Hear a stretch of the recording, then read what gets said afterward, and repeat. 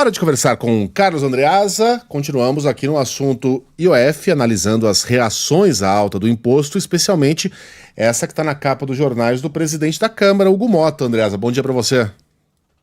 Bom dia, Megali. Bom dia, Carla, Sheila. Bom dia, meus amores. São as reações, né, Megali? Mas tem uma questão de fundamento aí que a gente precisa tratar. A gente tem falado sobre isso aqui, mas qual é o fundamento legal, digamos assim, de ordem constitucional para as eventuais reações, se não for apenas discurso, do parlamento, por exemplo? É a deturpação do uso do IOF. Esse é o ponto central. Essa é a brecha. O IOF tem uma natureza regulatória, tem uma finalidade específica. Daí porque pode ser estabelecido via decreto. É uma prerrogativa do Executivo em função da natureza regulatória. É uma função específica, restrita, limitada. Se o governo usa o IOF deturpadamente para fins arrecadatórios, ele está violando a licença constitucional. Ele está violando aquilo que a Constituição autoriza. O IOF não é instrumento, repito, não é instrumento para arrecadação. E foi apresentado, e declaradamente apresentado como um mecanismo para arrecadar. Foi apresentado junto com o conjunto de congelamento ao orçamento, contingenciamento e o bloqueio.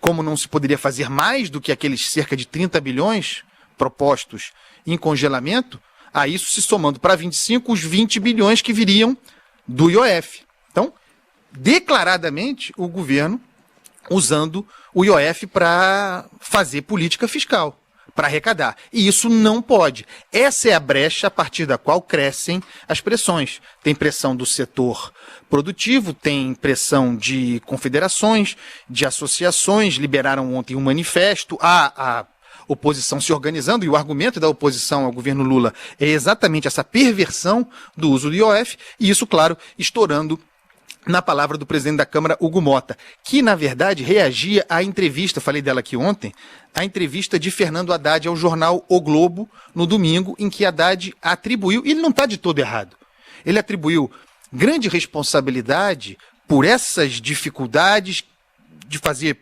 política fiscal, digamos assim, as dificuldades que o governo tem, atribui as dificuldades ao que seria um quase parlamentarismo, a essa também pervertida autonomia do parlamento, sobretudo a autonomia conquistada com a gestão das emendas parlamentares.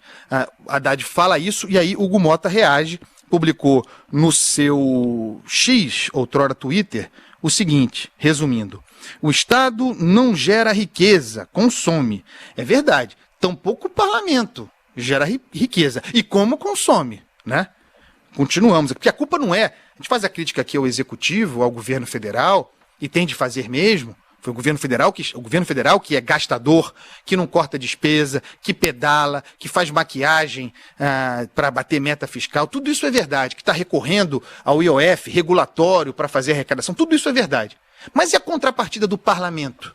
De que maneira o parlamento colabora para a nossa saúde fiscal? Então tem uma certa hipocrisia. Certa não, tem uma hipocrisia aqui, tirando o corpo fora, como se não fosse com ele, como se fosse presidente da Câmara, sei lá, da Suíça, na fala de Hugo Motta. O Estado não gera riqueza, consome, e quem paga essa conta é a sociedade. É exatamente a sociedade, que vai pagar a conta também do IOF e o seu uso autoritário pelo governo, porque esse uso é autoritário. Porque se for para fazer o IOF, se for para usar o instrumento para arrecadar, tem de consultar o parlamento. Perde a condição de usar da forma do decreto, como o fez. Voltando aqui a Hugo Motta.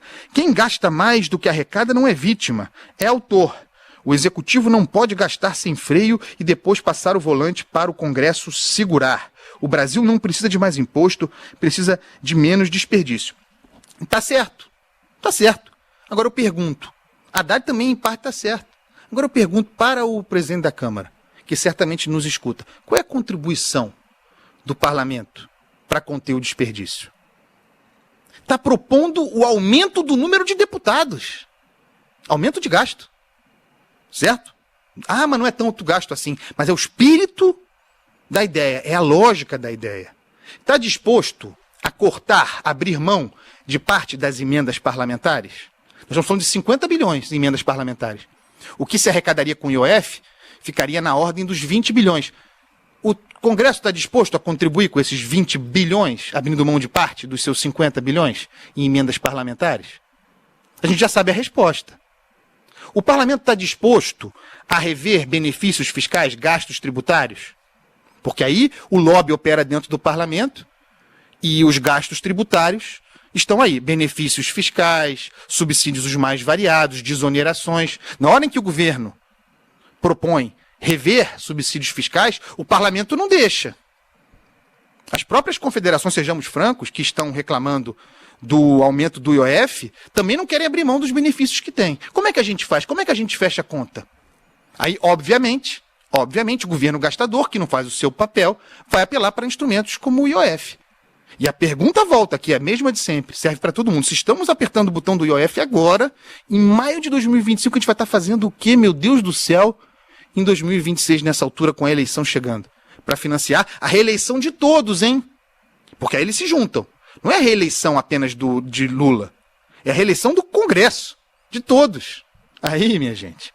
Aí já viu. É isso. E é isso. Ciclo fechado. E o que temos hoje na agulhinha, Andreasa? Eu tô romântico hoje, tá, Megali? Então, eu sou romântico, certo? Pode não parecer, mas eu não sou. Parece. E aí está. Então. Mas eu sou. E tá aí o. Tá aí o Pique Novo, tá? Grande Pique Novo. A gente vai de Cartola a Pique Novo aqui nesse programa, nessa coluna, nesse programa. Pique Novo, o suprassumo do amor. Um beijo, tchau, meus amores. Até amanhã, irmão. Só não posso te esquecer, pois você é a luz que me conduz aonde for. Se me quiser perdoar, com prazer vou se levar ao suprassumo do amor.